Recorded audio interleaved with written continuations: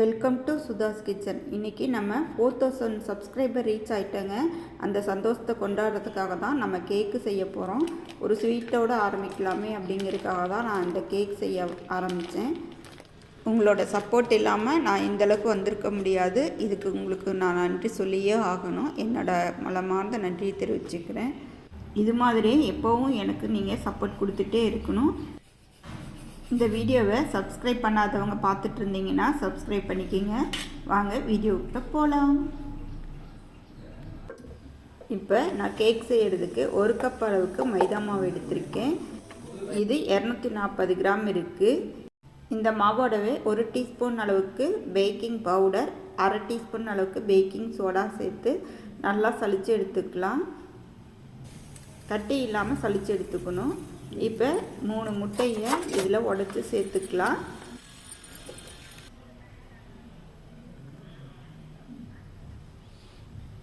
இப்போ இதில் ஒரு பீட்டரை வச்சு நல்லா அடித்து எடுத்துக்கலாம்.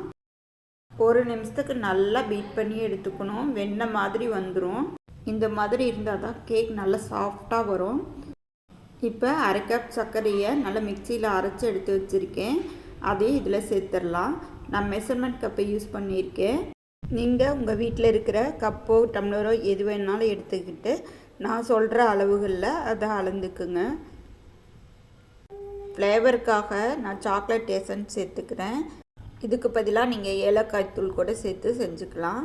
இப்போ இது எல்லாத்தையும் நல்லா அடித்து விட்டுக்கலாம். அடுத்ததாக 1/2 கப் அளவுக்கு ஆயில் சேர்த்துக்கிறேன். நான் ரீஃபைண்ட் ஆயில் தான் சேர்த்துருக்கேன். வாசனை இல்லாத எந்த ஆயில் வேணாலும் நீங்கள் சேர்த்துக்கலாம். வாசனை இருக்கக்கூடாது.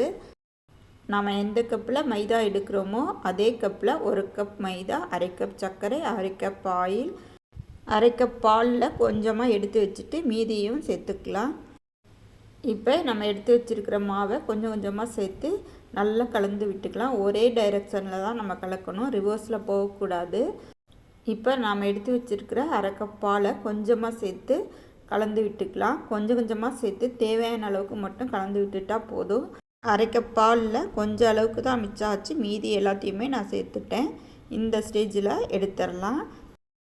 இப்போ ஒரு சின்ன குக்கர் எடுத்துட்டேன். அதில் கொஞ்சமாக ஆயில் தடவிட்டு பட்டர் ஷீட்டை அதில் போட்டுடலாம். போடணுங்கிற அவசியம் இல்லை, போட்டால் ஒட்டாமல் வரும். இப்போ நம்ம கலந்து வச்சுருந்த மாவை இதில் சேர்த்துடலாம். இப்போ இதை இது மாதிரி லைட்டாக அப்படி தட்டி விட்டுக்குங்க. வேண்டாத தோசைக்கல் இருந்துச்சுன்னா அதை அடுப்பில் வச்சு இந்த குக்கரை அது மேலே வச்சு ஸ்லோ ஃப்ளேமில் மூடி ஒரு 35 நிமிஷம் கழித்து எடுத்துருங்க. இப்போ 35 நிமிஷம் ஆயிடுச்சு. ஓப்பன் பண்ணி பார்த்துடலாம். ஒரு சின்ன ஸ்டிக்கை வச்சு குத்தி பார்த்துடலாம். மாவு ஒட்டாமல் வந்துடுச்சு. எடுத்து ஒரு 10 நிமிஷத்துக்கு ஆற விட்டுடலாம்.